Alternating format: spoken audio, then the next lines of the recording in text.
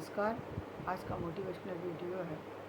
बहुत निकले अरमान फिर भी कम निकले। यानी ये कहावत है कि हज़ारों ख्वाहिशें ऐसी जिस पे दम निकले, बहुत निकले अरमान मगर मेरे फिर भी कम निकले। यानी ये एक जो है एक शायरी है जिसमें व्यक्ति ने बताया कि इंसान की बहुत सारी चीज़ें पूरी होती फिर भी उसको इच्छाएं बनी रहती है। तो ये एक तरीके से देखा जाए तो ख़राब बात नहीं है, ये अच्छी बात है। इससे व्यक्ति की जीवंत होने की बात कहीं ना कहीं झलकती है कि व्यक्ति जीवित है, व्यक्ति कुछ चाहता है, कुछ पाना चाहता है। लेकिन इन अरमानों के पीछे आपकी अपनी ख्वाहिश होनी चाहिए, दूसरों को नुकसान पहुँचाने की इच्छा नहीं होनी चाहिए।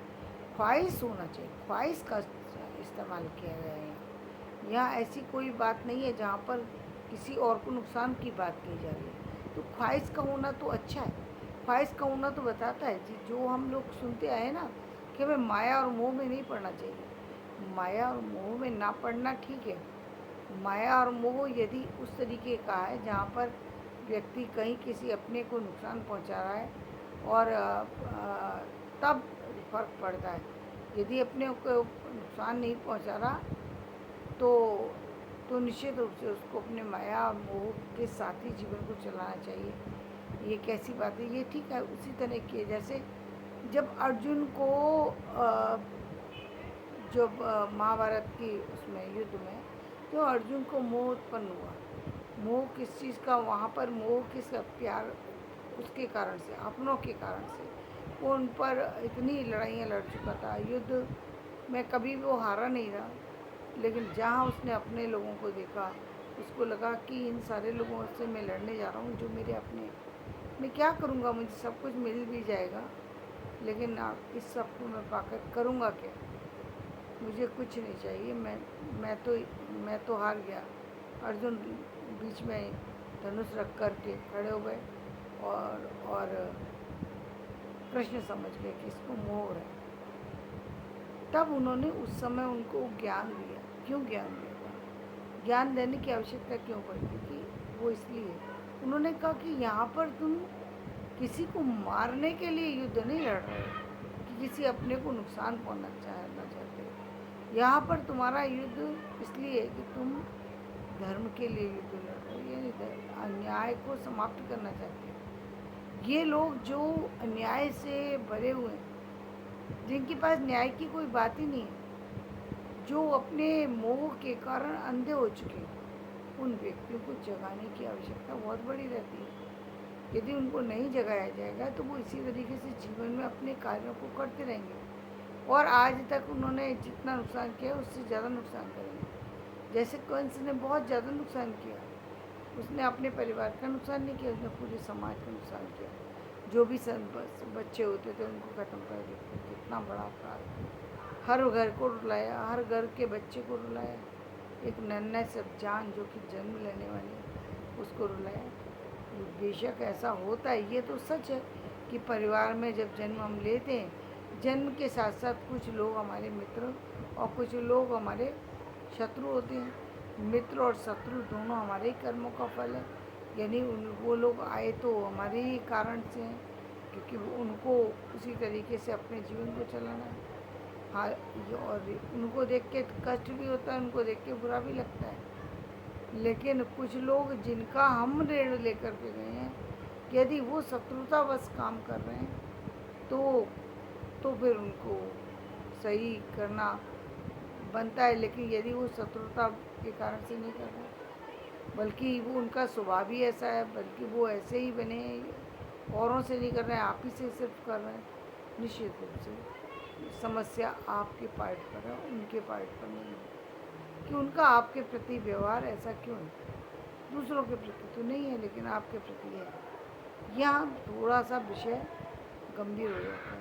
दूसरी बात, ये लड़ाई सिर्फ उन्होंने संसार के किसी व्यक्ति को कष्ट ही नहीं दिया और न देना चाहते हैं, लेकिन पर्टिकुलर आपके साथ उनके कनेक्शन इसी तरह के कि वो बिल्कुल आपको पसंद ही नहीं करते। यहाँ पर एक बात तो जो मैं कहती हूँ कि देखिए, जब जब समस्या इस तरह की है तो निश्चित रूप से मान लेना चाहिए कि यहाँ कोई और चीज़ कहानी है, फिर उससे अलग हो जाना चाहिए, व्यक्ति को छोड़ देना चाहिए, क्योंकि उसको जैसे जीना है वो वैसे ही जिएगा, वो नहीं बदल सकता।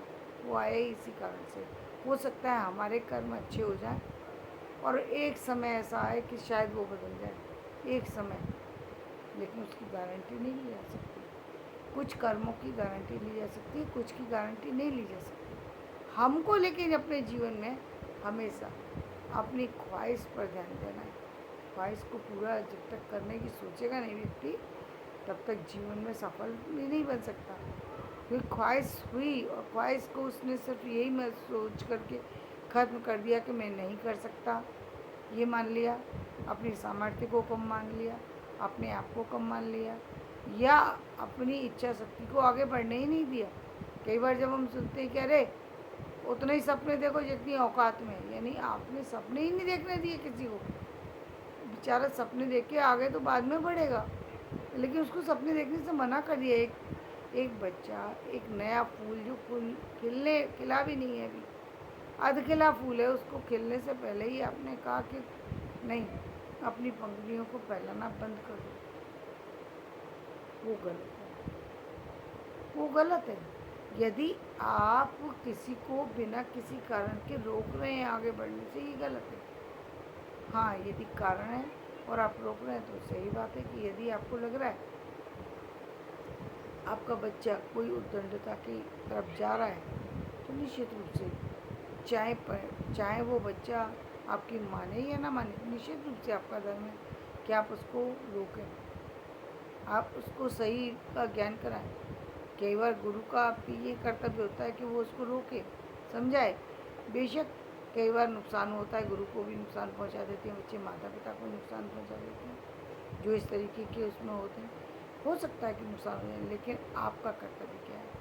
आपका कर्तव्य, आप कुएं में तो नहीं कूदने देंगे। बच्चा यदि छत से कूदने की जिद कर रहा है, बच्चा यदि ये चाहता है किसी को मार दिया जाए, बच्चा, आजकल हम समाज में बहुत सी ऐसी अनर्थ वाली बातें देख रहे हैं जिस अनर्थ की कोई सीमा ही नहीं है, तो निश्चित रूप से रोकना फर्ज बनता है कि बच्चे को रोका जाएगा कि तुम क्या कर रहे हो, ये तुम्हारी चीज़ नहीं है, तुम किसी को मार नहीं सकते, तुम्हारे उसमें नहीं है ये कि तुम दूसरों की किसी की चीज़ ले लो। तुम्हारा धर्म है, तुम अपने आप अपनी चीज़ों को प्राप्त करो। कोई दे दे तो ठीक है, नहीं दे तो भाई ज़बरदस्ती आप किसी से करके और जो किसी को नुकसान पहुंचाने, वो गलत है। लेकिन अपनी ख्वाहिश को पूरा कर रहे हैं तो ये बहुत अच्छी बात है। यदि अपनी तरफ बढ़ रहे हैं तो ये बहुत अच्छी बात है। और यदि आप अपने सपने देख रहे हैं और सपने देखने के कारण से आपको लग रहा है कि मेरा जीवन के मैंने 80 साल बहुत अच्छे बिता दिए, लेकिन अभी आने वाले जो 10 साल हैं मैं इसमें शारीरिक रूप से उतना काम नहीं कर पा रहा हूँ जितना मैं करना चाहता था। मेरा सपना तो है ही मैं ये इतना बड़ा काम करूं, लेकिन कर नहीं पा रहा। मेरी आर्थिक स्थितियाँ उतनी बड़ी नहीं हैं। देखिए, आर्थिक स्थितियाँ आपकी बदल सकती हैं, आर्थिक स्थितियाँ बदल सकती हैं, आप इसमें दूर मत जाइए। प्रभुपाद जी की बात कर लीजिए, इस्कॉन वाले जो हैं, उन्होंने कोई बहुत लंबा समय नहीं है, बहुत उन्होंने बिल्कुल उस समय पर जाकर के इस्कॉन की स्थापना की है जब व्यक्ति ये कहता है कि बस अब जीवन ख़त्म, अब जीवन के बारे में सोचने का कोई धर्म ही नहीं बनता, अब तो जीवन का अंत हो गया, जीवन के अंत की ओर चला जा रहा है, अब मैं क्या देखूं, अब इसमें सपने देखने की बचा क्या? नहीं मेरे पास पैसा है, नहीं कहीं जाने की शक्ति है, नहीं अरमानों को कोई मैं रंग दे सकता हूँ। जब सारे अरमानों को कोई व्यक्ति विराम दे देता है, प्रभुपाद जी ने क्या सोचा? उन्होंने सोचा कि मैं एक इस्कॉन मंदिर की स्थापना करता हूँ, मैं इस समाज को बनाने की दिशा में एक कार्य करता हूँ। जहाँ लोग हिप्पी बन रहे थे, जहाँ लोग लड़ाई झगड़े की तरफ जा रहे थे, वहाँ उन्होंने उस समाज को एक ऐसी दिशा पर मोड़ दिया जहाँ पर धर्म की तरफ व्यक्ति मुड़ करके अपनी गलत आदतों से दूर हो गया अपने विनाश की सारी प्रक्रिया को उसने समाप्त कर दिया। यानी शराब में डूब रहा था, नशे में डूब रहा था, आध्यात्म से उसका कोई लेना देना नहीं था, सड़कों पे लोग पड़े रहते थे। और वो समाज की बात कर रही हूँ मैं, जिस समाज में बच्चों को माँ बाप का प्यार नहीं मिलता, परिवार का प्यार नहीं मिलता। विदेशों की स्थिति कुछ ऐसी है, अब हमारे देश की भी होने जा रही है, जहाँ पर हम अपने स्वार्थ के कारण से अपने बच्चों की भी अवहेलना कर देते हैं। अरे हमारा जीवन बनना चाहिए, चाहे बच्चों का बने या ना बने। बच्चे हमारी प्रायोरिटी नहीं है। सेकंड क्या, हमारी कोई प्रायोरिटी नहीं है। वो हमारे अरमान पूरे हो जाने चाहिए। ये गलत है, ये पूरी तरह गलत है कि आप अपने अरमानों के लिए अपने बच्चों को ही गलत होटने चल दिए, हाथ हो गए। तो एक ऐसा ही समाज जहाँ पर बच्चे बिल्कुल, उनको कोई कल्चर का नहीं पता था, कल्चर के नाम पर बच्चे कुछ भी नहीं थे, यानी कल्चर जानते ही नहीं थे। कल्चर होती है संस्कृति शब्द, और संस्कार शब्द उनसे कोसों दूर था। वहाँ उन्होंने कैसे जोड़ा, बिल्कुल सरल तरीके से उन्होंने कहा सिर्फ भगवान का नाम लो।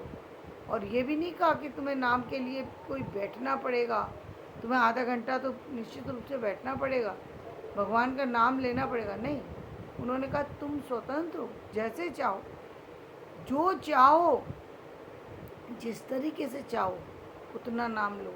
एक बार नाम लो, 2 बार नाम लो, 3 बार नाम लो, 4 बार नाम लो, नाच करके लो, कूद करके लो, घूम करके लो, झूम करके लो, उठ करके लो, बैठ करके लो, जो नाम चाहो बजाओ, जब चाहो, जहाँ चाहो, जैसे चाहो नाम लो। क्योंकि इस नाम में सरलता ही इतनी है, इस सादगी इतनी है कि यहाँ पर कोई आडंबर की ज़रूरत ही नहीं है। ये मंत्र शक्ति नहीं है, ये यहाँ पर नाम शक्ति है। मंत्र शक्ति, तंत्र शक्ति, यंत्र शक्ति, यहाँ पर आपको बंधना पड़ता है, नियमों का पालन करना पड़ता है। लेकिन ये नाम शक्ति है, जहाँ पर आपको हर चीज़ की लिबर्टी है। आप आनंद उठा सकते हैं अपने तरीके से, अपने हिसाब से। उन्होंने कीर्तन का प्रारंभ कर दिया, राम नाम का प्रारंभ कर दिया, लोग नाचने लगे उस चीज़ में, झूमने लगे, और देखते ही देखते ये पूरा समाज बदल गया। आज हम धीरेन्द्र शास्त्री जी को देख रहे हैं, उन्होंने सनातन का नाम जो लिया है, सनातन की जो नाव चलाई है इस समय, उसकी बहुत बड़ी आवश्यकता थी, क्योंकि हमारा समाज एक तरीके से पूरी तरह अध्यात्म से दूर जा रहा था। मैं दूर कहाँ जाती हूँ, मेरे परिवार के अंदर मेरे अपने भी बच्चे ये मानने के लिए तैयार नहीं थे कि भगवान की तरफ, भगवान की पूजा करना भी चाहिए। वो मानना ही नहीं चाहते थे कि एक बच्ची तो मान रही थी, दूसरी बच्ची मानने के लिए तैयार नहीं है।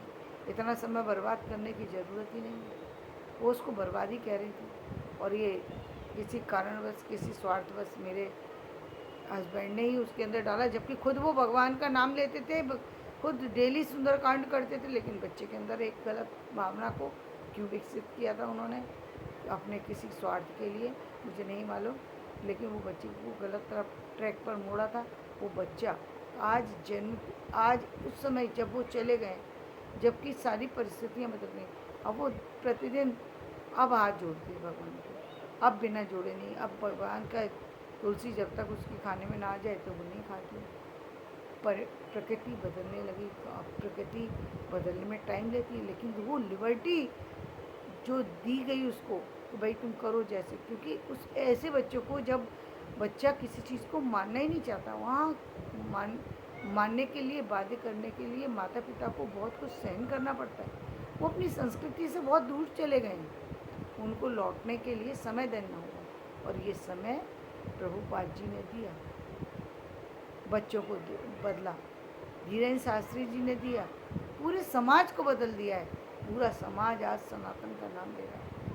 अब राम नाम का नारा यहाँ तक हो गया कि ऋषि शौनक जी ने भरी सभा में भी जो है वो संबोधन राम राम कह के कर दिया। तो ये तो बहुत बड़ी बात हो गई, लोग सामान्य में नहीं कर सकते थे, क्योंकि ये एक तरीके से देखा जाए तो इस तरह राम राम करने या राधे राधे करने को भारतीय समाज के अंदर ही, भारतीय लोगों के अंदर ही एक बैकवर्ड सोसाइटी जैसा लोगों को फील होता था। ऐसा लगता था कि समाज में हम क्या बोल रहे हैं, मतलब लोग क्या कहेंगे कि ये कितनी गंवार लड़की है कि राधे राधे कह करके बोल रही है, राम राम कह करके दूसरों से बोल रहा है। तो ये हम मानना नहीं चाहते थे। घर में पूजा करने को लोग ये कहते थे, लोग क्या सोचेंगे, सारे दिन घंटियाँ बजती रहती हैं। लोगों की सोचने क्या, लोगों की समझने पर लोग जाने लगे थे। वापस से मोड़ गए, इस समाज को मोड़ने का एक बहुत बड़ा काम हुआ है। जहाँ समाज में बहुत ही जो नीचे गिर गए हैं लोग, वो सारे लोग लौट रहे हैं अपनी तरफ। अब उनकी आंखें खुल रही हैं। पहले वो मान्य, क्योंकि किताब पुस्तकें उन्होंने पढ़ी नहीं, शिक्षा उन्होंने ली नहीं, समाज के अन्य नियमों को उन्होंने माना नहीं। लेकिन ये कार्य सिर्फ वही कर सकता है जो करने वाला हो। तो वीरेंद्र शास्त्री जी ने जो कुछ खास बातें उनके अंदर हैं, उसके कारण से समाज को दिशा देने का काम किया। पुनर्जन्म के बारे में लोगों को याद ध्यान दिलाया कि देखो पुनर्जन्म भी होता है और किस किस कारण से व्यक्ति कर्म पाता है, और उन्होंने सारी चीज़ों को एक तरीके से बताया। हाँ, ये सारी चीज़ें हो रही हैं समाज में, इसे कैसे बचा जाए, कैसे आगे बढ़ा जाए, यदि दोनों चीज़ों की दिशा दी गई और बहुत बड़ा काम किया है। और उनके गुरु को तो आप जानते ही हैं, जो श्री रामभद्राचार्य थे, वो उनके बारे में तो जानते हैं। उनको उनकी भी बहुत सारा योग्यता है, बहुत सारी सी उन्होंने किताबों का अध्ययन किया है। मैं बचपन में उनके साथ, मेरा फ़ोटो भी है, सब कुछ है। मैंने बचपन में उनको देखा था, उस समय मतलब 8-9 साल की रही होंगी। मेरे फ़ोटो कई सारे होंगे उनके साथ। तो वो जो कथा कहते थे, तो उस समय ही मुझे देख के आश्चर्य होता, ये कैसे इतना ज्ञान रखते हैं। और आज तो आप देख ही रहे हैं कि उन्होंने पूरा अयोध्या जो बनी है वो उन्हीं के कारण से। इस क्रम में और भी बहुत सारे जो हमारे समाज के लोग हैं, देवकी नंदन जी हैं या और लोग हैं, वो लगे हुए हैं, वो भी इस समाज को बदलने में लगे हैं। बहुत अच्छी बात है कि समाज की में एक अच्छी परंपरा वापस से चल पड़ी है, वापस से समाज सुधरने की। तो ख्वाहिश रखिए, लेकिन ख्वाहिश से फ़ायदा होना चाहिए। ये ख्वाहिश रखना था प्रभुपाद जी की, ये ख्वाहिश जो थी कि पूरे समाज को बदलना, कितनी अच्छी ख्वाहिश है। इस ख्वाहिश को पूरा करने के लिए यदि व्यक्ति उम्र के एक ऐसे पड़ाव पर खड़ा हो गया जहाँ पर ना उसके पास धन है ना वो जन है, दोनों चीज़ नहीं है, लेकिन वो खड़ा हुआ किसके आधार पर खड़ा हुआ था? ईश्वर के आधार पर। तो जहाँ व्यक्ति सही के लिए खड़ा होता है, वहाँ ईश्वर उसके साथ खड़ा हो जाता है और शक्ति भी देने लगता है, बल भी देने लगता है। बाकी सारी चीज़ें तो फिर मिल ही जाती हैं। वो तो आप देख ही रहे हैं कि उनकी बनाई हुई जो सोच है, उस पर जो पूरा समाज किस तरीके से अग्रसर हो रहा है, किस तरीके से लोग बढ़ रहे हैं। धन्य है जो लोग इस भवन के अंदर जुड़े हुए हैं और काम कर रहे हैं। लोगों को दिखाई देता है कि पैसे ले रहे हैं, अरे ये नहीं देखते हो तुम, तुम्हारा पैसा तो सही जगह जा रहा है, गलत जगह कहाँ जा रहा है। अरे 4 लोग तुम घर में यदि किसी को बुला करके खिलाओ 1000 रुपये में, एक व्यक्ति को भी भरपेट भोजन नहीं करा सकते। यदि आपने अपनी इनकम से 1000 रुपया वहाँ दे दिया, क्या गलत है? अच्छे कार्यों में यदि आपकी पूंजी लग रही है तो कोई गलत नहीं, कोई गलत है ही नहीं, बिल्कुल गलत नहीं है। आपने एक अच्छा काम किया है कि कुछ अपने जीवन का कुछ तो निकालें। मेरे पिता एक आप वो उनका नियम था कि जो अपनी जो भी इनकम है उसका 10% जो है वो आप उन्हें इसी तरह के कार्यों के लिए निकालते थे कि समाज की बेटियों की विवाह हो रहा हो, कोई और काम संपन्न हो रहा हो, उस समय वो लगाया करते थे। और आज उनकी ही आशीर्वाद का बल है कि जो कुछ मैं कर पा रही हूँ, वो बहुत बड़ा आशीर्वाद है कि उन्होंने इतने सारे लोगों को अच्छी तरफ मोड़ा, अच्छी दिशा दी। आज मैं जब याद करती हूँ कि उन्होंने कितना अच्छा काम किया, इतनी सारी विपरीत स्थितियों में भी सबको साथ लेके चलना, ये कितना अच्छा काम है, बहुत बड़ी बात थी। और खुद को आगे निकालना, वो उससे भी बड़ा काम है जो उन्होंने किया। कितना आपने आपको शिक्षा से जोड़ करके रखा, तो ये बहुत बड़ी बात है। तो इन ख्वाहिशों की यदि आपको ज़रूरत रह गई है, निश्चित रूप से उसको पूरा कर दिए। ना उम्र की ज़रूरत पड़ेगी ना आपको, ना किसी चीज़ की। आप उम्र के किसी भी पायदान पर अपनी अच्छी ख्वाहिशों को पूरा करने के लिए आप वहीं से खड़े हो जाइए जहाँ पर खड़े हैं, वहीं से चल दीजिए। यदि आपकी उम्र कम है फिर तो कुछ कहने की बात ही नहीं है। फिर तो आप जो चाहे जैसे चाहे वो आप सब कुछ कर सकेंगे और करेंगे आप। निश्चित रूप से मुझे विश्वास है कि अब भारतीय बच्चे और भारतीय लड़कियां भी, बेटियां और बेटे दोनों जो है जब जागरूक हो गए तो हमारा समाज आगे अग्रसर होने से कभी रुक नहीं सकता। वो द्रुत गति से आगे बढ़ेगा और समाज की पूरी सारी जो भी बुराइयां हैं उनको बदलने में एक बहुत बड़ी भूमिका अदा करेगा। तो धन्यवाद। मैं अपना वीडियो यहीं समाप्त करती हूँ। मेरा वीडियो पसंद है लाइक करें, शेयर करें और सब्सक्राइब